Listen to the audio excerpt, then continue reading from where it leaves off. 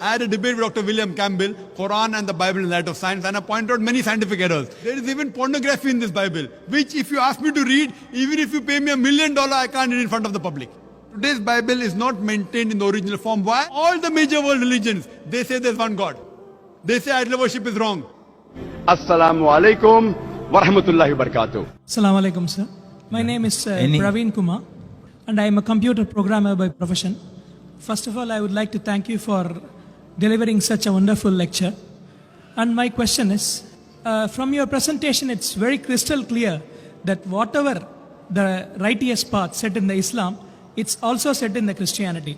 So why not a Muslim or a Christian take up both and take the good deeds in both the things and follow it?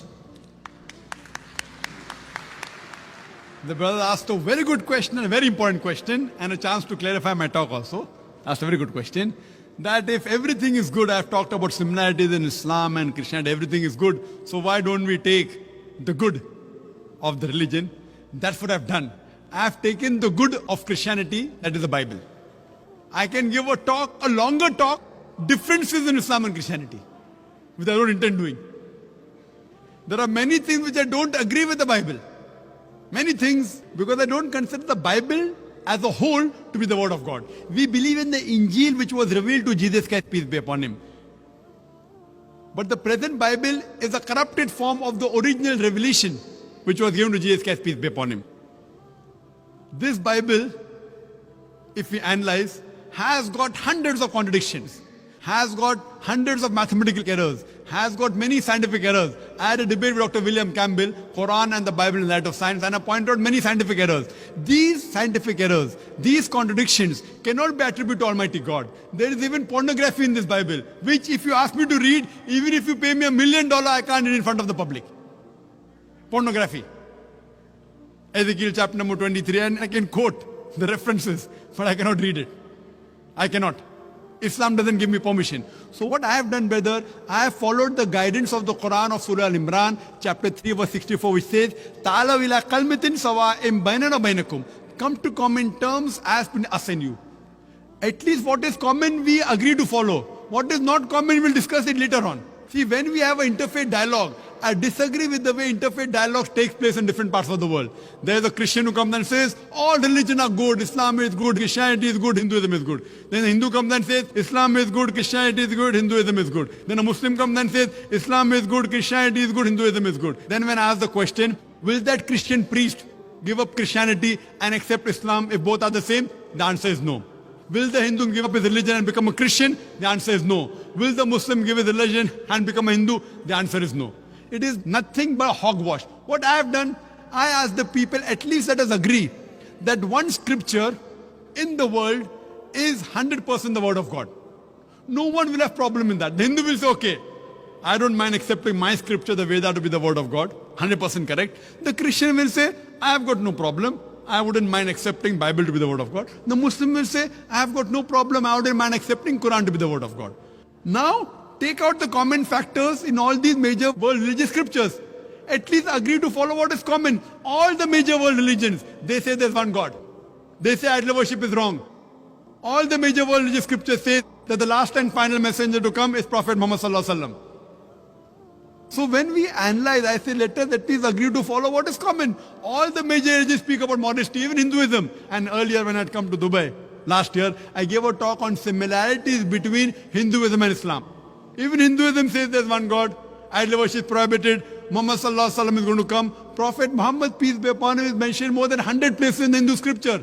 Even Hindu scripture says that you should be modest, the woman should be completely covered, their should be covered, polygamy is allowed in Hinduism and Christianity as well as in Islam, about modesty, not to have alcohol, not to gamble. That doesn't mean everything of Hinduism is correct. Similarly, everything what today the Christians follow is not correct. What I have done, I have used the Furqan. Quran is the Furqan, the criteria to judge right from wrong. What is matching with the Quran, I have got no objection in accepting that to be correct. What contradicts, I disagree. There is certain things mentioned in the Bible. The prophets, they did incest with the daughter. Now how can I agree that Prophet Lut, alayhi salam, Prophet Lot, did incest with his daughter? I can't agree with that. What I say, this portion cannot be the word of God. It is adulteration. It is a corruption. It's a fabrication. Therefore, I'm saying that if you read the Bible, there's something like the red letter Bible. This is a red letter Bible. Red letter means all the words that Jesus Christ, peace be upon him, spoke are in red. And if you compile them, it will hardly be 2 columns of the newspaper. Very little, a small percentage. What I'm trying to tell, that at least let us agree to follow what is common. That doesn't mean I agree everything of the Bible. Because the today's Bible is not maintained in the original form. Why? Because all the previous scriptures, as I mentioned in my talk, were supposed to be meant for those people and for that time. Today, you have to follow the last and final message, that is the glorious Quran, and the last and final messenger, Prophet Muhammad, peace be upon him. Irrespective whether they're born in India, or Pakistan, or America, or UK, or UAE, or Saudi Arabia, you have to follow the last and final revelation, the Quran, and the last and final messenger, Prophet Muhammad, peace be upon him. You tell me to take the good points, I've taken the good points of Christianity. As far as Islam is concerned, I don't know a single bad point. You point out to me, and I will give you the reply. I challenge anyone to point out a single verse of the Quran which is against humanity. Don't point out the Muslims. I'm not here to support the Muslims. I'm here talking about Islam. To understand Islam, don't look at the Muslims. Look at the Quran and the authentic hadith, the sayings of the Prophet. And I challenge anyone to point out a single statement in the Quran or the hadith which is against humanity. There may be certain statements you may feel is wrong because of lack of knowledge, not having the statistics of the world.